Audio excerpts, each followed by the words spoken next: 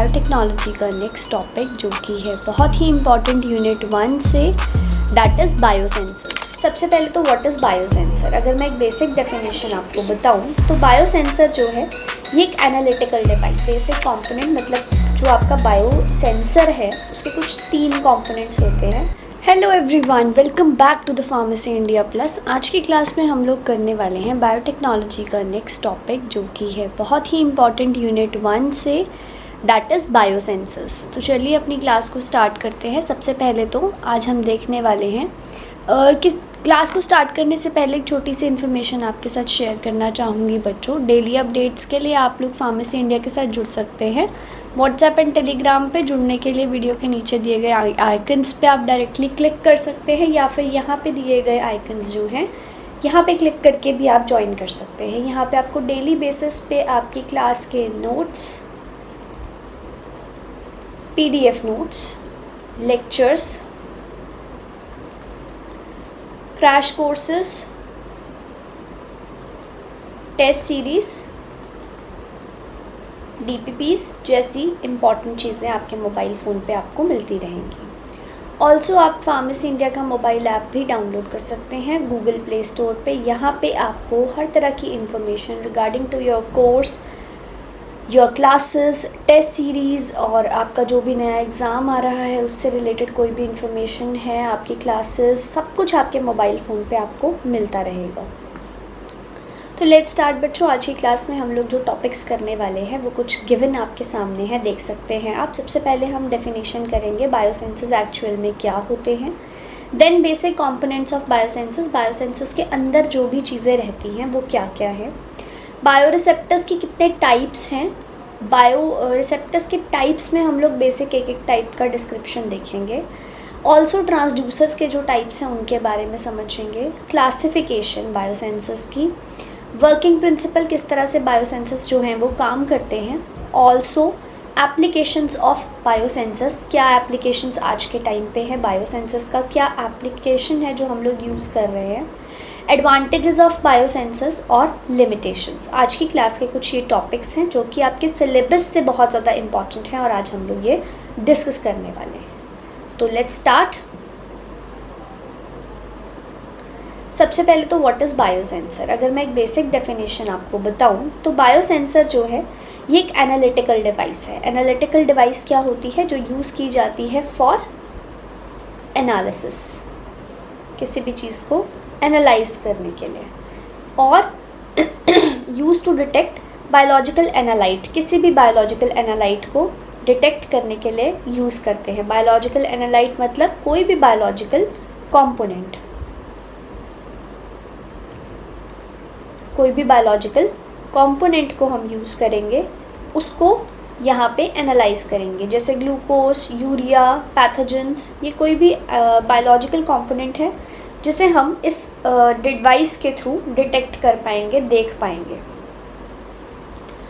It combines a biological component with a physicochemical detector. एक biological component को combine कर रहा है, मान लीजिए एक बायोलॉजिकल कंपोनेंट है, इसे हम डिटेक्टर के साथ जो है कंबाइन करते हैं और एक डिवाइस जो है इस तरह से कुछ काम करती है। फर्दर जब हम इसकी वर्किंग पढ़ेंगे तो इसको और डिटेल में समझने की कोशिश करेंगे। अगर मैं फार्मास्यूटिकल बेसिस पे, फार्मा बैकग्राउंड से या फिर फार्मा पॉइंट ऑफ व्यू से अगर मैं इसकी डेफिनेशन को समझूं तो क्या है, बायोसेंसर एक सेल्फ कंटेन्ड इंटीग्रेटेड डिवाइस है जिसमें एक स्पेसिफिक क्वांटिटेटिव और सेमी क्वांटिटेटिव एनालिसिस मिलता है, एनालिटिकल इन्फॉर्मेशन मिलता है, using a biological recognition element जिसको हम बायोरिसेप्टर कहते हैं, in a direct spatial contact with a transducer. तो एक ट्रांसड्यूसर के साथ जो है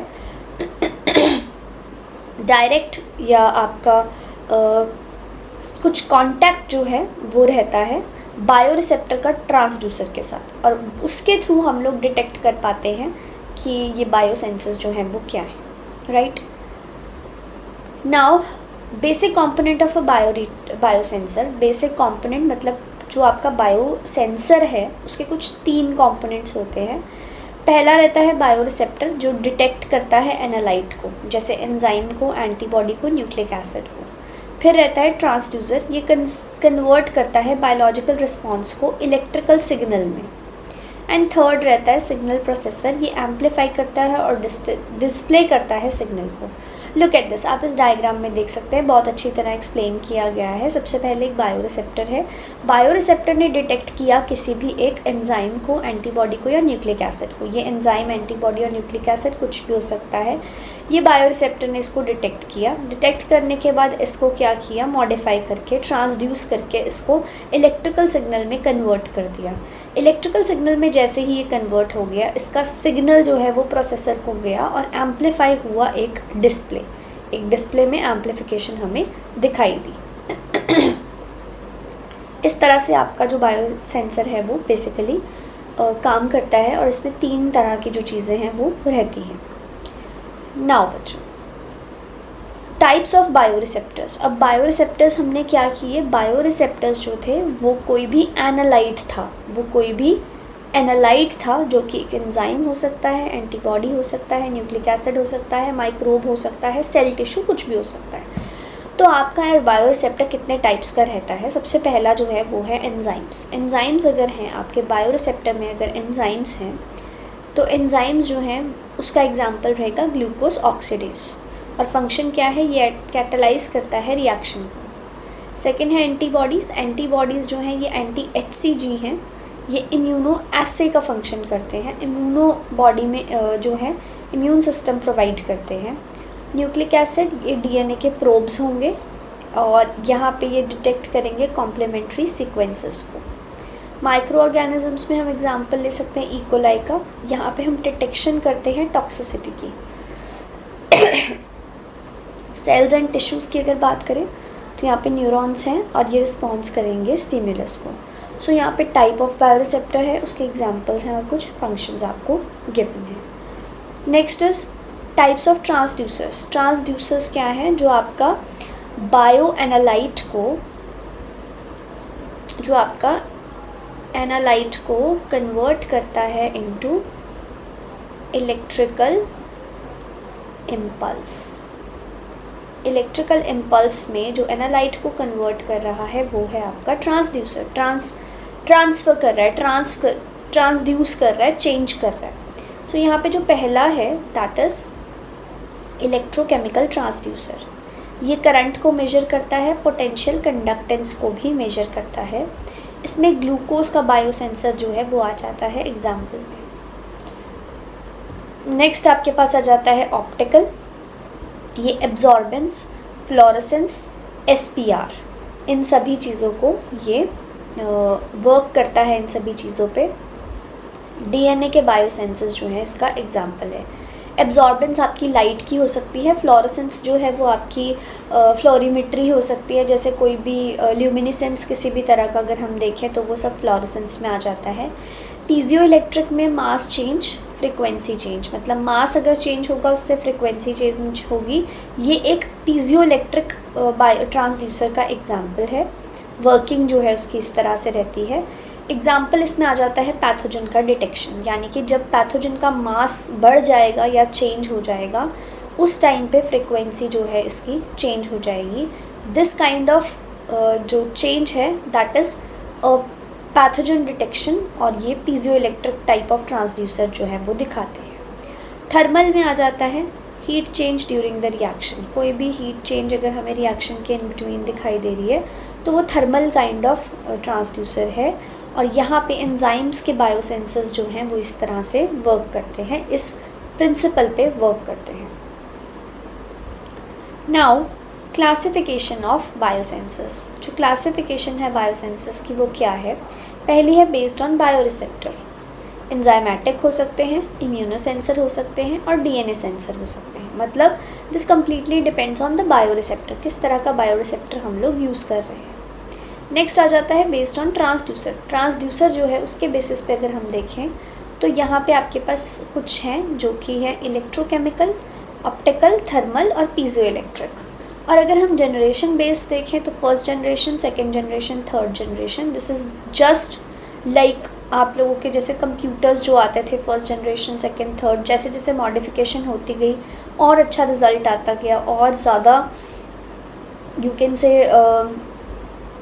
ज़्यादा मॉडिफाइड होते गए। उसी तरह से अगर जनरेशन के बेसिस पे देखें तो ये जस्ट जो है आपका कुछ मैकेनिक्स इसमें चेंज कर दिए गए हैं और थोड़ा सा और इनको मॉडिफाई कर दिया गया है। That's all about classification. Working principle of biosensors की अगर बात करें, एक एनालाइट है, एनालाइट ने बायो रिसेप्टर को जाके पकड़ा या उसके साथ एक्ट किया, बायोलॉजिकल रिस्पॉन्स हुआ, ट्रांसड्यूसर ने उसको बदल के इलेक्ट्रिकल सिग्नल में कन्वर्ट करा। ये था आपका working principle for bio sensor, right. Analyte ने आके सबसे पहले जुड़ना है रिसेप्टर पे जुड़ के ये ट्रांसड्यूसर के पास जाएगा, ट्रांसड्यूसर ने उसको बदलना है इनटू इलेक्ट्रिकल सिग्नल से जो है वो फिर फर्दर प्रोसेसर के पास जाएगा इंटरप्ट करने के लिए, और वहाँ पे वो डिस्प्ले के लिए, रिज़ल्ट का डिस्प्ले करने के लिए वहाँ पे जाएगा। सो स्टेप नंबर 1 यहाँ पे यही है, एनालाइट बाइंड करता है रिसेप्टर के साथ। स्टेप 2 में बायोकेमिकल चेंज जनरेट होता है एज अ सिग्नल। स्टेप 3 में ट्रांसड्यूसर कन्वर्ट करता है इलेक्ट्रिकल सिग्नल को, और स्टेप 4 में प्रोसेसर जो है वो इंटरप्रेट करता है, डिस्प्ले करता है रिज़ल्ट को। Very simple working of biosensor, बहुत सिंपल सी वर्किंग रहती है इसकी। सिंपली एनालाइट बाइंड करता है, देन सिग्नल जनरेट होते हैं, देन इलेक्ट्रिकल सिग्नल में कन्वर्जन होता है, देन प्रोसेसर के पास जाता है for the display of result, right. Now example हम ले लेते हैं यहाँ पे ग्लूकोज बायोसेंसर का। एंजाइम है ग्लूकोज ऑक्सीडेज, रिएक्शन है ग्लूकोज से ग्लूकोनिक एसिड और पेरोक्साइड। सिग्नल जो है यहाँ पे इलेक्ट्रॉन के फ्लो का डिटेक्ट किया जाता है। This is the electrochemical kind of biosensor, right. So glucose का बायोसेंसर जो है वो कुछ इस तरह से काम करता है, glucometer types. Now application of biosensor, अगर मेडिकल एप्लीकेशन की बात करें तो ब्लड ग्लूकोज की मॉनिटरिंग जो घर पे मोस्टली सब लोग कर पाते हैं, वो प्रिक करके जो करते हैं, बहुत ईजी रहता है, वो वाला जो है वहाँ पे एप्लीकेशन है। कैंसर के डिटेक्शन में भी एप्लीकेशन है। फार्मास्यूटिकल की बात करें तो ड्रग के डेवलपमेंट में, थेरापेटिक मॉनिटरिंग में यहाँ पे एप्लीकेशंस रहती हैं। फूड इंडस्ट्री की बात करें तो पैथोजेंस का डिटेक्शन, टॉक्सिन्स और फ्रेशनेस में हम लोग यूज़ कर सकते हैं। कहीं पे भी पैथोजन की मतलब ग्रोथ नहीं हो गई हो, टॉक्सिन्स ना बन गए हो, और कितना खाना फ्रेश है, उन सभी चीज़ों को डिटेक्ट करने के लिए भी हम लोग यूज़ कर सकते हैं बायोसेंसर्स को। जैसे अभी आज के टाइम पे चल रही है स्मार्ट पैकेजिंग, तो स्मार्ट पैकेजिंग में कुछ इस तरह के बायोसेंसर्स को यूज़ किया गया है ताकि हम पैकेजिंग जो है उसमें उसकी फ्रेशनेस को भी डिटेक्ट कर सकें। एनवायरनमेंट में पोल्यूशन का डिटेक्शन, वाटर की क्वालिटी, ये सभी बायोसेंसर्स के थ्रू होता है। एग्रीकल्चर में पेस्टिसाइड रेजिड्यू और सॉइल न्यूट्रिशन एनालिसिस, यहाँ पे आपका जो है काम करता है biosensor. Now students, advantages of biosensors, highly specific रहते हैं ये, बहुत स्पेसिफिक रहते हैं ये। रियल टाइम एनालिसिस है, इसका मतलब आप जब चाहें आप उसी टाइम पे ऑन द टाइम आप अपने आप एनालिसिस कर सकते हैं। पोर्टेबल है, यूज़र फ्रेंडली है, ऐसा कुछ नहीं है इसके लिए कोई बहुत हार्ड एंड फास्ट स्टडी करनी पड़ेगी। बहुत ज़्यादा सिंपल पोर्टेबल तरीके से कोई भी इसे यूटिलाइज़ कर सकता है, यूज़ कर सकता है। कॉस्ट इफ़ेक्टिव है, बहुत ज़्यादा कॉस्ट इफ़ेक्टिव है, बहुत आसानी से हम लोग इसे परचेज़ कर सकते हैं। ग्लूकोमीटर आप सभी ने देखा है, मोस्टली जहाँ पे भी डायबिटिक पेशेंट होता है ग्लूकोमीटर्स उस घर में बहुत कॉमनली मिलते हैं, right. Requires a small sample value, यहाँ पे सैम्पल का वैल्यू बहुत कम चाहिए होता है, बहुत high quantity of sample value यहाँ पे रिक्वायर्ड नहीं रहता है, राइट। Next is limitations. अब लिमिटेशंस क्या है बच्चों, देखो जो चीज़ इतनी ज़्यादा कॉस्ट इफ़ेक्टिव है, इतनी ज़्यादा यूज़र फ्रेंडली है, इतना आसानी से पोर्टेबल चीज़ जो हमें मिल रही है, उसके कुछ लिमिटेशंस भी होंगे, कुछ डिसएडवांटेजेस भी होंगे। पहला लिमिटेशन है इसकी लिमिटेड शेल्फ़ लाइफ, मतलब ये बहुत कम टाइम तक ही वर्क कर पाता है, उसके बाद हमें इसे रिप्लेस करना पड़ता है। ऑब्वियसली जो पोर्टेबल है, रियल टाइम एक्सपीरियंस दे रहा है, वो बहुत कम टाइम के लिए ही वर्क करेगा, उसके बाद उसको हमें रिप्लेस करना ही पड़ेगा।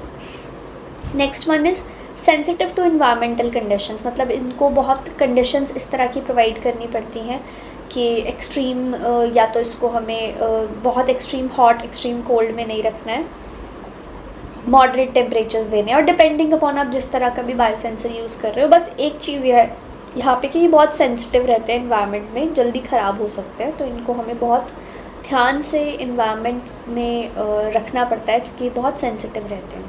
Complex immobilization of biomolecules. So जब हमने इमोबिलाइजेशन पढ़ी थी, वो इमोबिलाइजेशन बायोमोलिक्यूल्स की जो है यहाँ पे थोड़ी कॉम्प्लेक्स रहती है, थोड़ी डिफ़िकल्टी से होती है। Expensive in some advance form, अगर हम किसी एडवांस फॉर्म की बात कर रहे हैं तो ये समटाइम्स थोड़े से एक्सपेंसिव रहते हैं। So that's about limitations. Thank you students, I hope आपको बायोसेंसस का जो टॉपिक है वो क्लियर हुआ होगा। इस क्लास में हमने इतना ही करना था। बायोसेंसस में इससे ज़्यादा इन्फॉर्मेशन आप लोगों के सिलेबस का पार्ट नहीं है। That's all about the syllabus. ये जो पार्ट है ये मोस्ट इम्पॉर्टेंट चीज़ें हैं जो आपके सिलेबस के पॉइंट ऑफ व्यू से आपको इम्पॉर्टेंट था, वो सभी वी हैव डिस्कस्ड। सो अब हम नेक्स्ट वीडियो में नेक्स्ट टॉपिक के साथ आपको मिलेंगे। Thank you students, that's all for today.